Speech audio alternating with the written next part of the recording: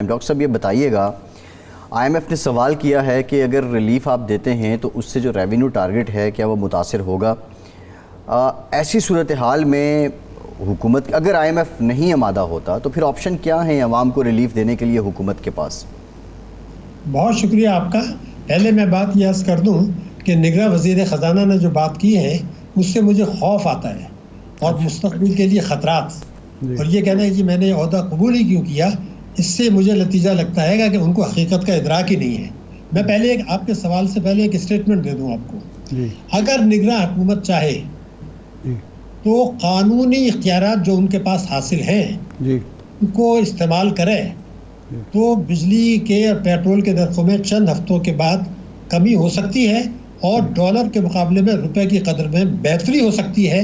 ये बिल्कुल बिलाशुबा 100% बात जो मैं कर रहा हूँ सही है। अच्छा। लेकिन इससे जो ताकतवर तबके हैं उनके मुफादात मुतासिर होंगे, ये मैं मानता हूँ सही। लेकिन कौम को खौफ दिलाना और इस किस्म की बातें करना ये मेरे ख्याल से नाकाबिल बर्दाश्त है। मैं पहले आपसे अर्ज कर दूँ क्यों। देखिए 2019 में एक टैक्स एमनेस्टी स्कीम आई थी, इमरान खान साहब लेकर आए थे। उसका जो कानून था, जो इश्तहार शाये कराए गए थे, उसमें एफबीआर को ये इख्तियार था, वो मैं आपको पढ़ के सुना दूं। जो लोग इस टैक्स एमनेस्टी से फायदा नहीं उठाएंगे उनके असासे जब्त किए जा सकते हैं, उनकी जायदादें जब्त की जा सकती हैं और उनको 7 साल के लिए जेल भेजा जा सकता है। अच्छा। मैंने 1 दर्जन दफा कहा ना आप किसी को जेल भेजें, ना किसी के असासे जब्त करें। आप तो ये करें कि एक आदमी के पास चोरी के असासे हैं पाकिस्तान के अंदर, 41 लाख आदमियों की एक फहरिस्त हुकूमत के पास है, वो असासे पाकिस्तान में है, हुकूमत के दस्तरस में है। वो जब चाहें वो पैसे उनसे वसूल कर सकते हैं। कोई 1100 अरब रुपए आ सकता है। ये मैंने आपको कानून बता दिया। लिखा हुआ है कि प्रॉपर्टीज और असासे जब्त किए जाएंगे, 7 साल जेल। अब आप मुझे बताइए कि एक आदमी के बैंक अकाउंट में पैसा पड़ा है, वो चोरी का है, कौमी बचत स्कीम में पैसा पड़ा है, आपके लिए क्या मुश्किल है कि आप एक आदमी को बिठा दें प्राइम मिनिस्टर सेक्रेटेरिएट में, वो एफबीआर से डेली करें कि भाई आप कितने लोगों को आपने नोटिस भेजा, उनको ये कहें कि भाई ये एमनेस्टी आई थी, ये कानून है, आपने इससे फायदा नहीं उठाया, ये 2 करोड़ रुपए आपके अकाउंट में पड़ा है, 3 करोड़ कौमी बचत में है, हम उससे सिर्फ कानून के मुताबिक टैक्स ले रहे हैं, मुरवजा कानून के तहत, और कुछ नहीं कर रहे हैं। वो माने या नहीं माने आप उससे ले लें। वो ये करने के लिए तैयार नहीं है, ये सोच ही नहीं है इनकी कि ये कदम भी हो सकता है, ये मानने के लिए तैयार नहीं है। ये काबिल अफसोस है और बहुत ही परेशानी की बात है, नंबर 1। दूसरा, आपको याद होगा जो बजट जून 22 में पार्लियामेंट ने अप्रूव किया था, उसमें अल्फाज ये थे कि 3000 अरब रुपए सालाना टैक्स की चोरी हो रही है, हम ये वसूल करके कौमी खजाने में वापस लाके अवाम को देंगे। वो चोरी बढ़ गई तो आप कम से कम आप ये अमल भी शुरू कर दें, नंबर 1। तीसरा, आपने बड़े अहम नुकता उठाया डॉलर के नरखों का। देखिए बात ये थी कि मैंने आपसे खिदमत में पहले भी 2 बातें की थी। एक बात तो ये की थी कि जनाब ये जो पाकिस्तान में कानूनी तरीके से मार्केट से डॉलर खरीद के और उसको बैरून करेंसी अकाउंट में जमा करके जो पैसा जा रहा है, 1 साल में 15 अरब डॉलर गए थे, यानी 1 अरब डॉलर महीने से ज्यादा।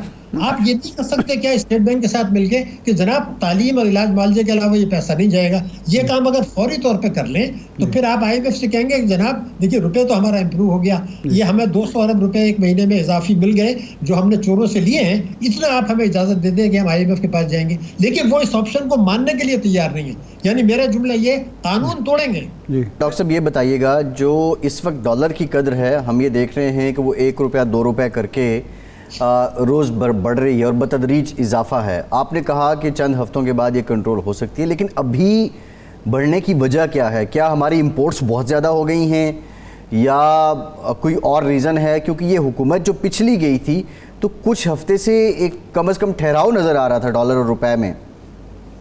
जी, आपको याद होगा मैंने आपके प्रोग्राम में भी ये कहा था कि अगर उस गुज़िश्ता हुकूमत ने, जो मेरे अल्फाज थे, जो मैंने 1 दर्जन दफ़े से ज़्यादा कहा, अगर इंतखाबात से पहले आपने इस्लाहात को कानूनी शक्ल नहीं दी तो ये कौमी खुदकशी होगी। वो तो उन्होंने रोका हुआ था, वो पावर में थे, इनको तो कोई दिलचस्पी नहीं है रोकने की। ये भी पता है कि इनका कोई जो है वो पॉलिटिकल विल नहीं है कि सरमाए के फरार को रोकें, ये स्टेट बैंक के साथ मिलें, या खौफ से आप बैंकर्स की मीटिंग बुलाएं कि जनाब ये खुली मंडी जो है इसमें तो 318 324 का रेट चल रहा है, इसका मतलब ये है कि ये 320 पे गिरने वाला है। ये बड़ा गलत ख्याल है लोगों का, रुक जाएगा। इसलिए कि आप अगर उस सरमाए के फरार को नहीं रोकना चाहते, जो लोग बैरूनी करेंसी के अकाउंट में चाहे चोरी का पैसा से डॉलर खरीद के भेज रहे हैं, तो आपका इंपोर्ट्स खुल गई हैं। आपको याद होगा मैंने ये कहा था कि अब इंपोर्ट्स खुलेंगी, तिजारती खसारा बढ़ेगा, जारी हिसाबात का खसारा बढ़ेगा, तो फिर रुपए की कदर भी गिरेगी। तो ये तो पहले से पता था, तो आपको आते ही पहले इसके रोना गाना करने के बजाय ये जो इक़दाम है ये उठाने चाहिए थे कि भाई मनी चेंजर्स को बुलाएं कि ये मनी चेंजर्स, ये जो आप खुली मंडी में कारोबार हो रहा है इसको आपने रोकना है। और पिछले जो उन्होंने बैंकों ने रिकॉर्ड पर है, मनी चेंजर्स ने और दूसरों ने, उन्होंने सट्टेबाजी की थी। स्टेट बैंक ने कहा था हम एक्शन लेंगे, मिनिस्ट्री ऑफ फाइनेंस ने कहा था नहीं लेंगे, वो नहीं लिया। अब कम से कम उनको बुला के ये कहें, हम मुदाखलत नहीं कह रहे कि आप करें, लेकिन आप कम से कम उनको बुला के तो ये कहें तो सही कि भैया सट्टेबाजी जो हो रही है ये नहीं चलेगी किस तरीके से। तो आप खामोश तमाशाई बन के ये कहना कि जी वो तो मईशत तबाह है, अब तो कुछ नहीं हो सकता, अब तो जो कुछ होगा वो दूसरे ही करेंगे, तो ये तो हाथ खड़े करने वाली बात है।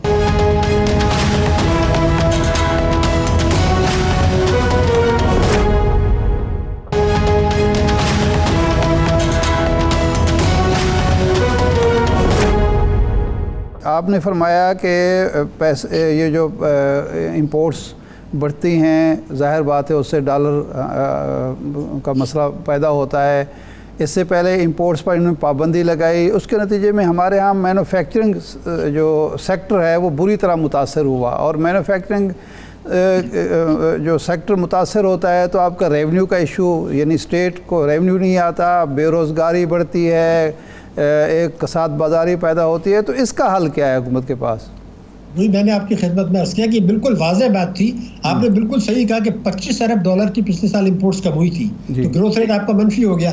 अब तो ये IMF की भी कंडीशन है कि आप इंपोर्ट्स को रेस्ट्रिक्ट नहीं कर सकते, आपका फायदा है। तो वो आपको पता था कि इंपोर्ट्स बढ़ेंगी, तिजारती खसारा बढ़ेगा, तो पिछली हुकूमत के लिए भी मैंने कहा था, इनको भी कहा था, इनको पहले दिन आके ये करना चाहिए था कि जो मैंने आपसे कहा कि एक तो चोरी के पैसे से असासी से रकम वसूल करें, दूसरा ये कि जो डॉलर इनफ्लो कानूनी तरीके से जा रहा है कम से कम उसको तो रोक लें। ठीक है, आप इस वक्त आपके हाथ में नहीं है, लेकिन ये जो बैंकों के थ्रू पैसा जा रहा है, आप एक ही बात करनी है स्टेट बैंक को कि जी बैंक जो मार्केट से आप डॉलर खरीदें उसको आप पैसे को इलाज मालजे के अलावा और जो है तालीम के अलावा बाहर नहीं भेजेंगे। मैंने आपको बताया कि सुप्रीम कोर्ट में बताया गया था एक साल में 15 अरब डॉलर गिरा है। तो अगर आज हंगामा है, हराई है, मुल्क डिफॉल्ट के खतरे से है, अवाम परेशान है, तो ये कदम भी नहीं उठाने के लिए तैयार जो ताकतवर तबके अपना पैसा बाहर भेजें। नहीं डॉक्टर साहब ये नुक्ता ज़रा आप समझाएं। आप ये कह रहे हैं कि तालीम और जो सेहत है, इलाज मुआवजा है, उसके लिए तो डॉलर बाहर भेजें, लेकिन आप क्या ये कहना चाह रहे हैं जो ऑनलाइन ट्रेडिंग हो रही है, लोग बाहर से पैसे अशिया मंगवाते हैं, यहाँ से बेचते हैं, उनको रोक दिया जाए?